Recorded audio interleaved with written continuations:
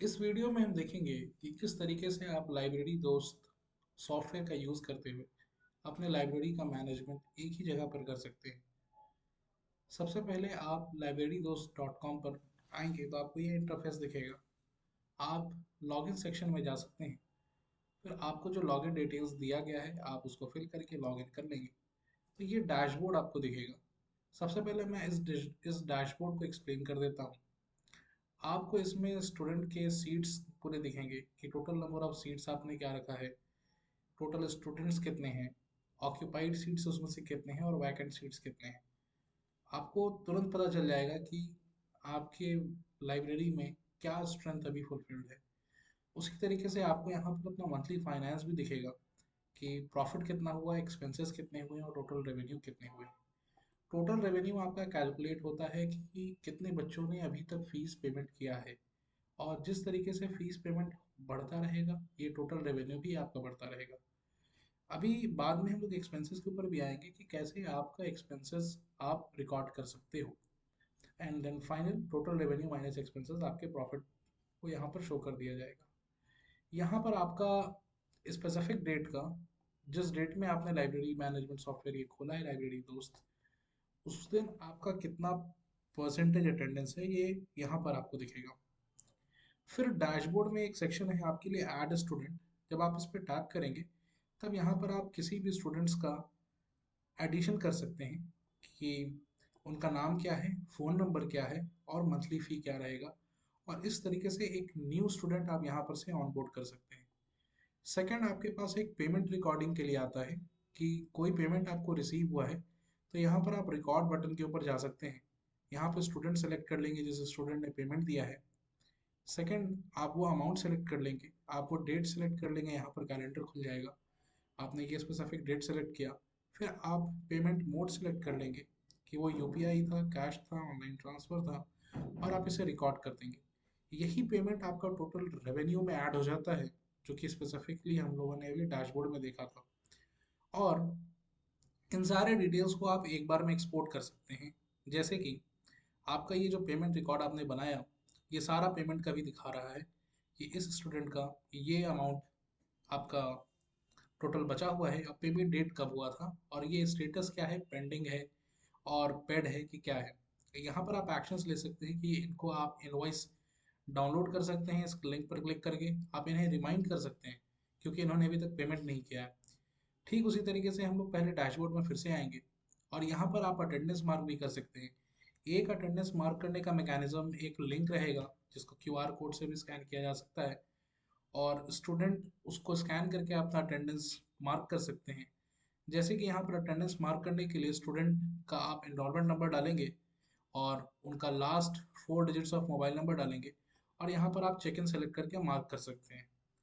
ठीक इसी तरीके से आपका चेकआउट भी होगा चेक इन की जगह, और स्टूडेंट का अटेंडेंस आपके डैशबोर्ड में आपको दिखता रहेगा। लाइक आज 15 दिसंबर 2025 है। इस डेट में कितने स्टूडेंट्स आपके प्रेजेंट हैं और कितने एब्सेंट हैं और कितने आपके पार्शियली प्रेजेंट है, वो सब आपको दिखेगा। चेक इन टाइम दिखेगा, चेकआउट टाइम दिखेगा, सब कुछ आपको दिखेगा। ये डैशबोर्ड से आप ये सारी चीज़ को एक्सेस कर सकते हैं। एक्सपोर्ट डेटा में आपके सारे डेटा एक्सपोर्ट हो जाएंगे। और फिर आपका पेमेंट रिमाइंडर्स का एक सेक्शन आता है जहां पर कौन कौन से पेमेंट ओवरड्यू हो चुके हैं, यानी कि किनका पेमेंट डेट क्रॉस कर चुका है और उन्होंने अभी तक पेमेंट नहीं किया है। और यहाँ से आप उनको रिमाइंड भी कर सकते हैं। अगर आप इसको मोबाइल एप्लीकेशन से खोलते हैं तो ये ऑटोमेटिकली आपके व्हाट्सएप को खोलेगा और स्टूडेंट के कंसर्न मोबाइल नंबर को खोलेगा जो कि व्हाट्सएप पर रजिस्टर्ड है, और फीस डिटेल्स के साथ उनको लिंक चला जाएगा। और अगर आप ऑटोमेटिक व्हाट्सएप रिमाइंडर्स का सब्सक्रिप्शन लेते हैं तो आपको एक भी रिमाइंडर सेंड करने की ज़रूरत नहीं है।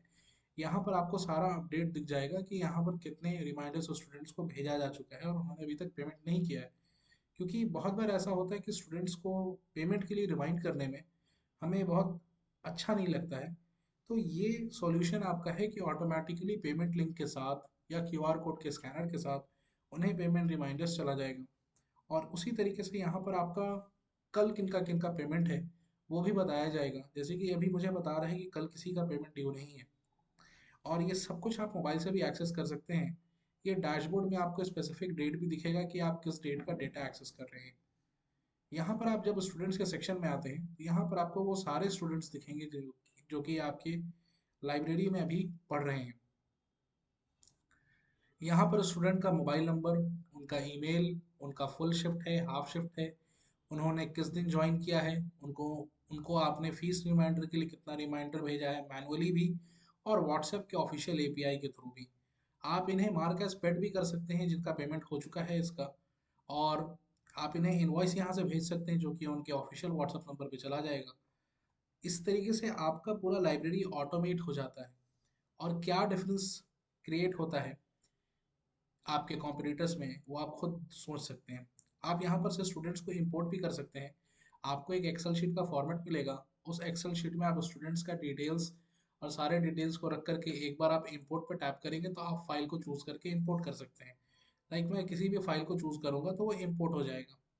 इसी तरीके से आप यहाँ पर स्टूडेंट्स को ऐड कर सकते हैं, उनका फुल नेम डालेंगे, उनका फ़ोन नंबर, ईमेल, रिमार्क्स आप डालेंगे, फुल शिफ्ट है, हाफ शिफ्ट है, या फिर कोई भी अदर रिमार्क्स है उनका, तो अदर रिमार्क्स को भी आप कस्टमली यहाँ पे टाइप कर सकते हैं।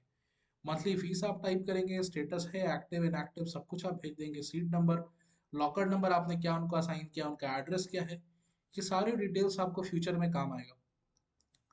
और इसी तरीके से आप इन सारे डिटेल्स को एक्सपोर्ट भी कर सकते हैं। जब आप एक्सपोर्ट पर टैप करेंगे तो एक CSV फाइल ऑटोमेटिकली डाउनलोड हो जाएगा, और इस CSV फाइल को आप जब खोल कर देखेंगे तब यहाँ पर आपको दिख जाएगा पूरा स्टूडेंट्स का जितना भी डिटेल्स था, जिसको आप कभी भी फ्यूचर में यूज़ कर सकते हैं मार्केटिंग के लिए भी।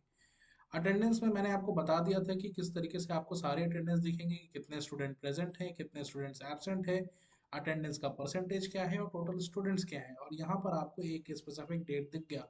और मान लीजिए आप डेट को चेंज करके देखना चाहते हैं कि 11 तारीख को क्या अटेंडेंस रहा था, तो उस तरीके से ये सब कुछ चेंज हो जाएगा। और ये अटेंडेंस आपको मैनुअली मैनेज करने की ज़रूरत नहीं है, आप मैनुअली भी मैनेज कर सकते हैं और स्टूडेंट्स क्यूआर कोड को स्कैन करके भी अटेंडेंस खुद से चेक इन और चेकआउट कर सकते हैं। यहाँ पर पेमेंट्स का कॉन्फ़िगरेशन है, जैसा कि मैंने आपको रिकॉर्ड पेमेंट का बताया था कि आपको कोई फीस मिलता है तो आप इसको यहाँ पर रिकॉर्ड कर सकते हैं, वो ऑटोमेटिकली उनका जो रिमाइंडर है वो आपको नहीं आएगा। यहाँ पर आपको बताएगा कि कितने लोगों का ओवर ड्यू है, कितना रुपया पेंडिंग है, कितना आपने कलेक्ट कर लिया है, टोटल रेवेन्यू कितना है। फिर एक इंक्वायरीज का हमने सेक्शन रखा है कि कोई भी स्टूडेंट आपके लाइब्रेरी में इंक्वायरी करने के लिए आता है तो आप उनके इंक्वायरी को यहाँ रिकॉर्ड कर सकते हैं। ये इंक्वायरी का फॉर्म आप व्हाट्सएप पर भी शेयर कर सकते हैं या फिर क्यूआर कोड से स्कैन करके भी स्टूडेंट इंक्वायरी कर सकता है। तो ऐड इंक्वायरी पे जाएंगे आप तो इस तरीके से inquiry form, mobile number, email, वो किस सब्जेक्ट के लिए आ रहे हैं या किस शिफ्ट के लिए आ रहे हैं, उनका पर्पस क्या है, ये सब कुछ आप रिकॉर्ड कर सकते हैं ताकि आप उन्हें कल फॉलो अप कर पाए। फॉलो अप करने के लिए भी आप यहाँ से डायरेक्टली फॉलो अप कर सकते हैं। जब आप व्हाट्सएप पर टैप करेंगे तो ऑटोमेटिकली व्हाट्सएप खुलेगा और आप उन्हें एक रिमाइंडर मैसेज भेज सकते हैं। उसी तरीके से आप यहाँ पर एक्शंस भी ले सकते हैं कि किस बैच में ये इंटरेस्टेड थे, यहाँ पे नोट्स लिखा हुआ है, इस तरीके से वो अपना फॉर्म भर सकते हैं। और जब आप इसमें और भी फीचर्स है, मैंने थोड़ा ही सा फीचर्स आपको बताया है। जब आप एक्सपेंसेस में आते हैं तो यहाँ पर हो गया कि आप अपने एक्सपेंस को रिकॉर्ड कर सकते हैं, जो भी खर्च आप कर रहे हैं अपने लाइब्रेरी में। आपको सिंपली यहाँ पर अपने एक्सपेंस को रिकॉर्ड करने के लिए ऐड एक्सपेंस में जाना है। आप एक्सपेंस का टाइटल लिखेंगे कि एक्सपेंस का टाइटल क्या है। मान लीजिए इलेक्ट्रिसिटी आप खर्च करते हैं, इलेक्ट्रिसिटी का बिल आपने पे किया है, क्या अमाउंट आपने पे किया वो आप अमाउंट लिख सकते हैं, किस डेट को आपका बिल आपने पे किया वो डेट चूज कर सकते हैं। उस तरीके से फिर आपका यहाँ पर भी एक टाइटल भी है और यहाँ पर आप सेव कर सकते हैं कि ये रेंट था, इंटरनेट था, मार्केटिंग था, मेंटेनेंस था, इस तरीके से कैटेगरीज है। आप अदर्स पे भी टाइप कर सकते हैं, फिर आप टाइप सेलेक्ट कर सकते हैं कि क्या ये वन टाइम का पेमेंट है, क्या ये रेकरिंग का पेमेंट है। अगर ये रेकरिंग पेमेंट है, मंथली में अगर आप करते हैं तो हर मंथ ये अमाउंट आपका ऑटोमेटिकली एक्सपेंस में ऐड हो जाएगा। आप यहाँ पर फिर डिस्क्रिप्शन भी सिलेक्ट कर सकते हैं और फिर आप ऐड एक्सपेंस कर देंगे तो ये एक्सपेंस आपका रिकॉर्ड हो जाएगा। लाइक हमने कुछ डिस्क्रिप्शन लिख दिया और आपको ऐड एक्सपेंस पर हमने ऐड कर दिया, तो ये एक्सपेंस आपको ऑटोमेटिकली दिखने लगता है। इसी चीज़ को आप एक्सपोर्ट भी कर सकते हैं, टोटल नंबर ऑफ रिकॉर्ड्स कितने हुए हैं, वन टाइम का हमारा एक्सपेंस कितना है, रेकरिंग कितना है, वो सब कुछ हमें यहाँ पर दिखेगा। ओके, तो अभी जो हमने रिकॉर्ड किया है वो आपको यहाँ पर दिख जाएगा आपके सॉफ्टवेयर में। यहाँ पर सीट्स एंड लॉकर्स हो गया, यहाँ पर आपके लाइब्रेरी में कितने सीट्स हैं, आप यहाँ पर नंबर ऑफ सीट्स लिख सकते हैं। लाइक यहाँ पर अगर आप 60 लिखते हैं तो 60 सीट हो गया। अगर आप लॉकर सेलेक्ट करते हैं कि 10 लॉकर आपके पास हैं, तो आप 10 लॉकर सेलेक्ट कर सकते हैं और आप सेव कर लीजिएगा कॉन्फ़िगरेशन, तो टोटल नंबर ऑफ सीट्स उसी के हिसाब से बढ़ जाएगा। सो ये आपको ऑटोमेटिकली सेट करके भी मिल सकता है और आप खुद से भी सेट कर सकते हैं। फिर सेटिंग्स में जाकर के आप यहाँ पर अपना लाइब्रेरी का नाम, ईमेल एड्रेस, क्यूआर कोड अपना आप सेव कर सकते हैं। लाइक यहाँ पर आप अपना यूपीआई आईडी डालेंगे और आपका क्यूआर कोड ऑटोमेटिकली जनरेट हो जाएगा। यही क्यूआर कोड आपका पेमेंट रिमाइंडर्स में जाता है, तो कि तब जा करके आपका स्टूडेंट ऑटोमेटिकली इस क्यूआर कोड को स्कैन करके पेमेंट कर देता है।